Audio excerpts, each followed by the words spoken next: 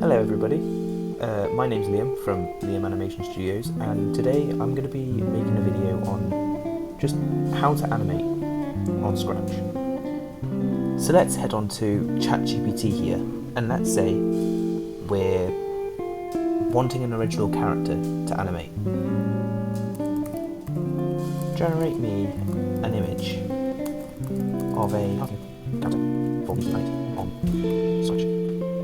Let's do, basic male cartoon character.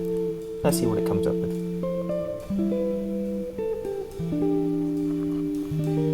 And there we have it. There's a basic cartoon character. Now, of course, this is just something to reference from. So you can take this character, start a new project. We can upload the photo.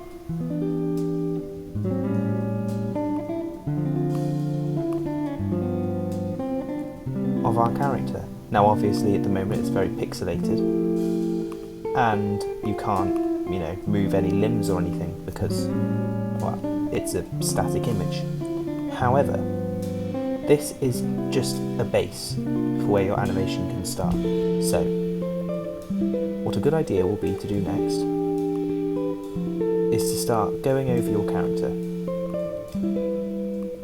So I'm going to pick the circle, give it an outline, and fill it with the same skin colour. And I'm just going to drag it over the top. Now, using this morph tool, I'm going to change the shape of the circle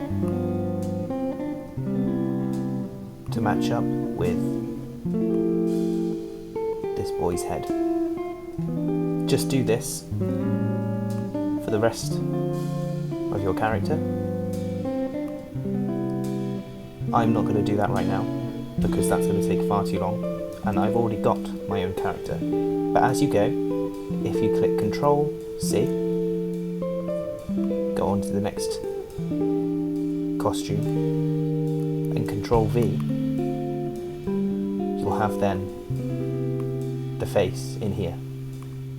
You can then delete it from this and start working on the eyes and the nose and the mouth and the ears and the hair and so on and so forth until in this tab here you have your full character. So this was an image that I drew up on my tablet. It's not the same image because the actual image is on my tablet at the moment, but this is just the one I have on my computer. And I then uploaded this image into Scratch and then produced an original character which now looks like this. I might tweak this in the future, maybe add some shadows and just, add little bits here and there, but this is the gist of my original character and this is what I use in my animations. To start off our code, we're going to make a block. This block is going to say animate until. Now we have an input, which is going to say costume number. We then add more text, saying seconds, and another input, saying seconds. And now we need to define this block, which basically means under this we're going to tell this block what to do when it's in our script. So repeat until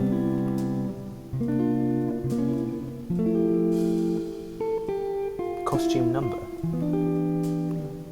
equals the costume number given here.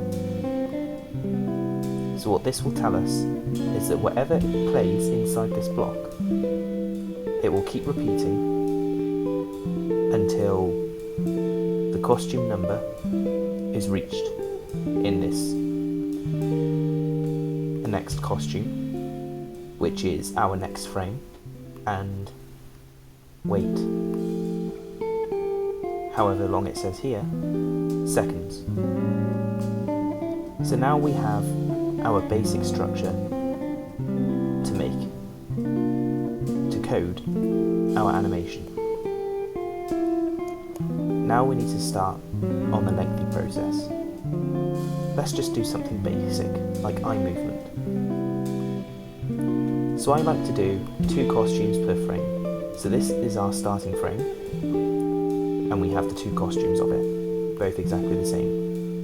We are then going to duplicate this and change the eyes using our arrow key. And by using our arrow key, we can make sure that the eyes are staying parallel. They aren't going slightly up or down if we use our mouse. They are staying in line. We now duplicate this costume. So now we have 2 different frames. We then repeat this process. So as you can see, we have now 12 different costumes, or 6 different frames. We now need to tell the script to play these frames. So let's go to events. When the green flag is clicked, wait a second, and switch our costume to the original costume. We are now going to animate until frame 12, because as you can see, this number here is number 12, and in between each frame we are going to wait 0.05 seconds. Let's try it. So as you can see, our eyes moved along and everything is working perfectly. However, I find this a little slow, so let's make that 0.03. There we go. So our eyes have now moved. Now, you might be wondering, when I was creating my character, why didn't I just draw the outline? And this is the reason. If I had drawn the outline, for example, like this,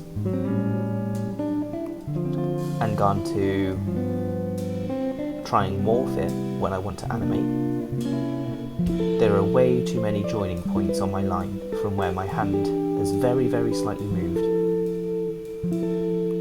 However, by making a shape and morphing it, we have less joining points, as you can see, and it's a lot more free to move.